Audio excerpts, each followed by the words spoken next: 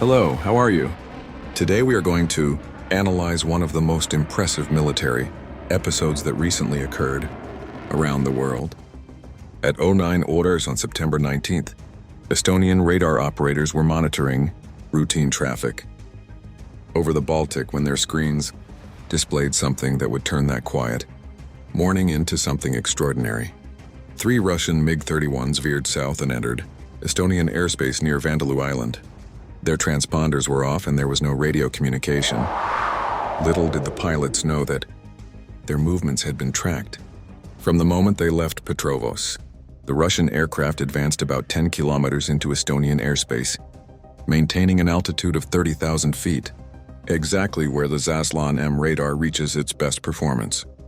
From there, it was perfectly possible for the Russian pilot to see Tallinn through the canopy. While nearly 400,000 Estonians began their morning unaware of what was happening above their heads. 3 jets valued at $500 million rubles probed how seriously NATO would take Article 5. The MiGs began circular orbits, likely waiting for Estonian fighters to scramble so they could claim an aggressive interception. Ideal material for high official propaganda videos, but they were unaware that 2 Italian F-35s, deployed for the NATO air policing mission, were already in silent pursuit. The Italian pilots were not even using their radar. The distributed aperture system, 6 infrared cameras, covering 360 degrees, easily detected the Solov engines of the MiGs, glowing at temperatures above 1,100 degrees Celsius, visible through their $400,000 helmet visors. They could literally see what was happening beneath the fuselage, identifying the Russians by their thermal signature while remaining invisible. The F-35 has a radar cross-section of just 0.05 m2, equivalent to a golf ball. Meanwhile, the MiG-31's radar, designed to find bombers the size of a B-52, searched for something smaller than a seagull that, ironically, was worth more than $80 million. Meanwhile, the entire integrated NATO air defense network was closing in. Finnish F-18s came from the east, deliberately visible to push the Russians toward the west. Swedish Gripens waited silently over the Baltic, with their radars off, receiving constant updates through Link 16 times per second, sharing the complete tactical picture among all allies. Estonian controllers coordinated everything without transmitting a single word. NATO operated like a collective nervous system, while the Russians relied on encrypted UHF voice communications, as if still living in the Cold War era. The F-35s then climbed to 25,000 feet using a completely passive interception, emitting nothing.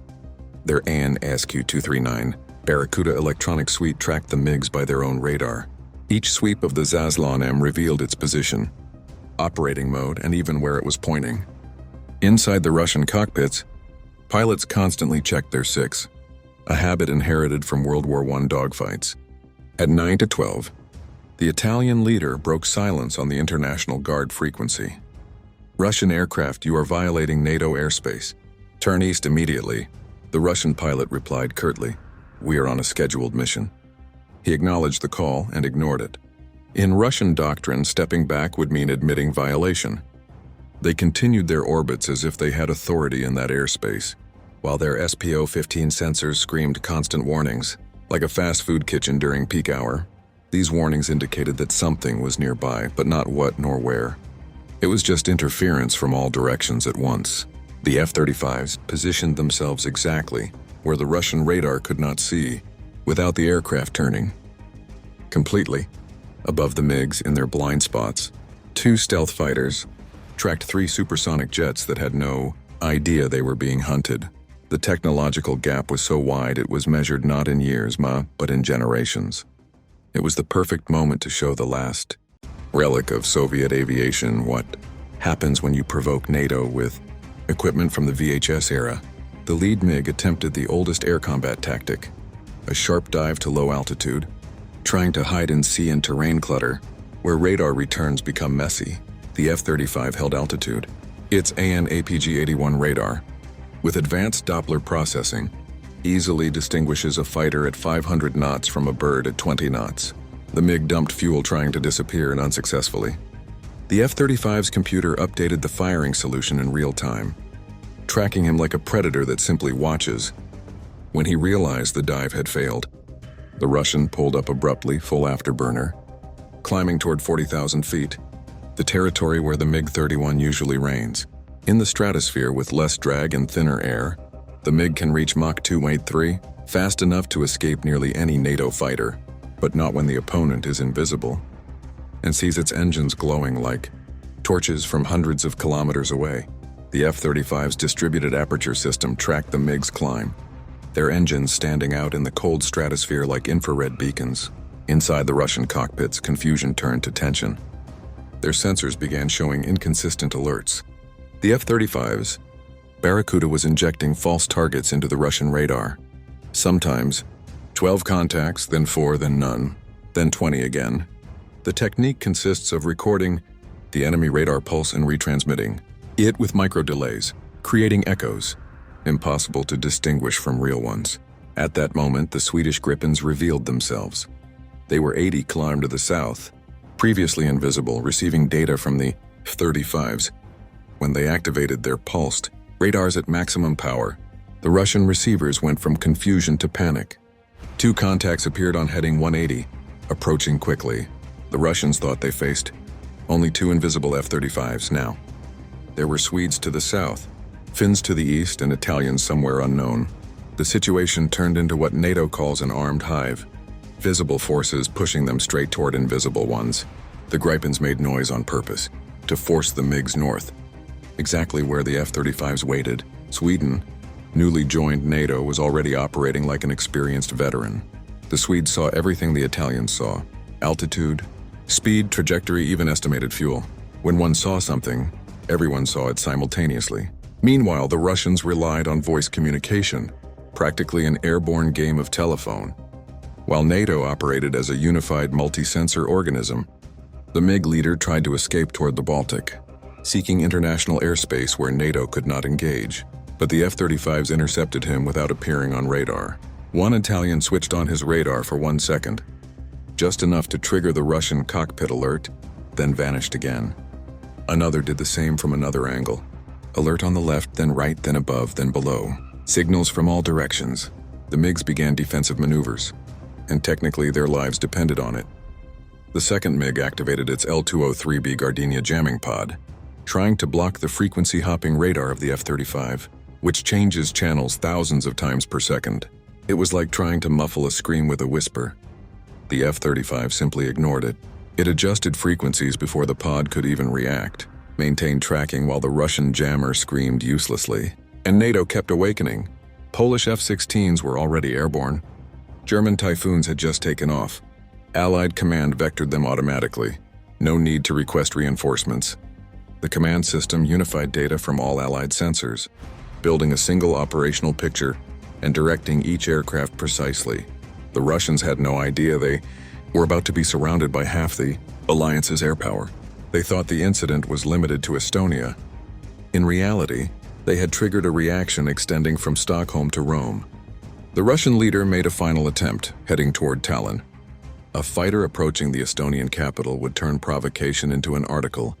Risk. The F-35s began the interception, but using psychology, one activated radar on the left, forcing the MiGs to turn right.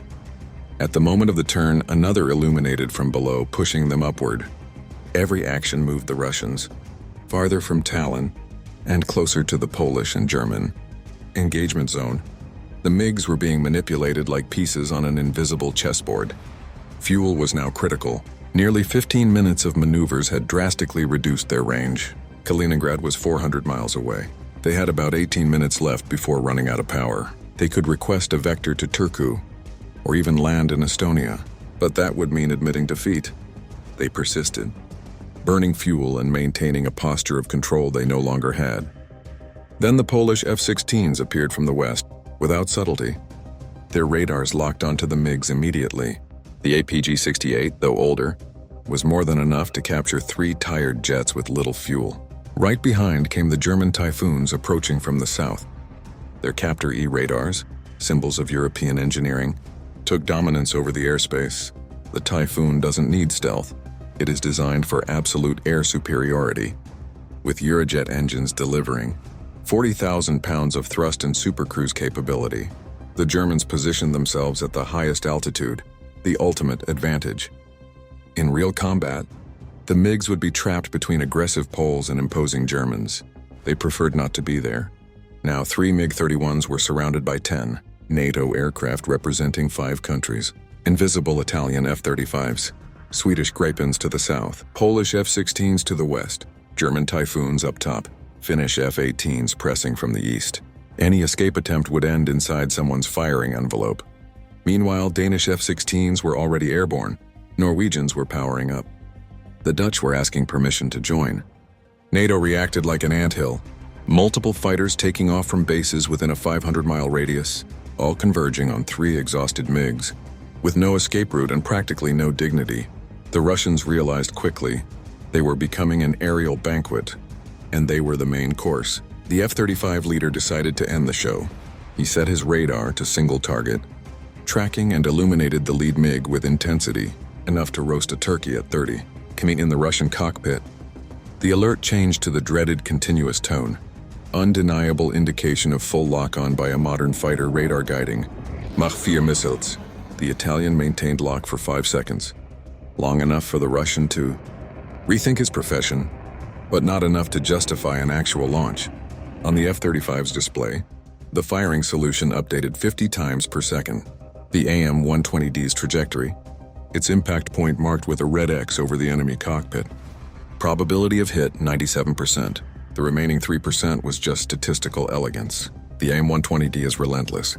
When it enters active mode, it ignores chaff, flares, or prayers. Its terminal radar easily distinguishes Soviet-era countermeasures from the real target. Modern missiles do not get confused and they focus. In the Russian cockpit, the pilot trembled.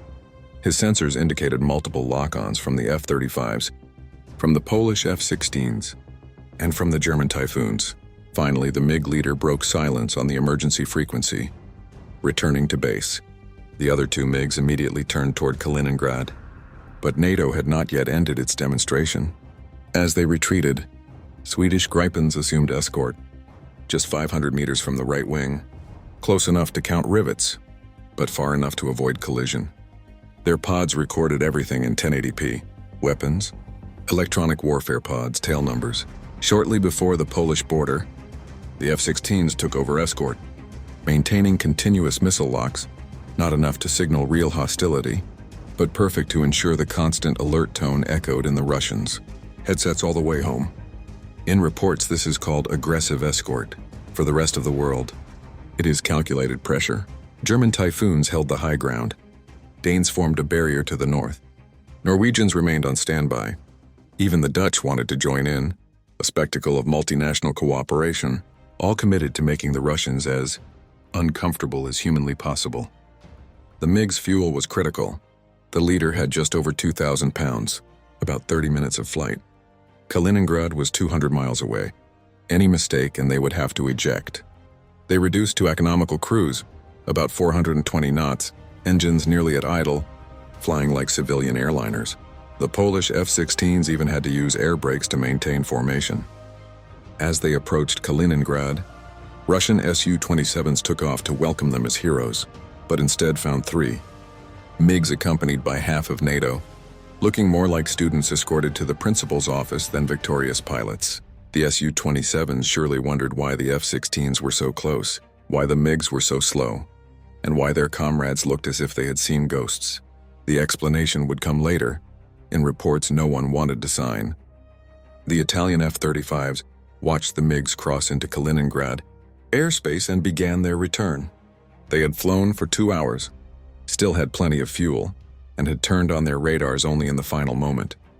The technological advantage was so overwhelming that it almost felt unfair. This encounter made it clear that the Baltic remains firmly under NATO protection, and that Russia cannot even visit the region without being monitored, supervised, and escorted back home. Until the next video.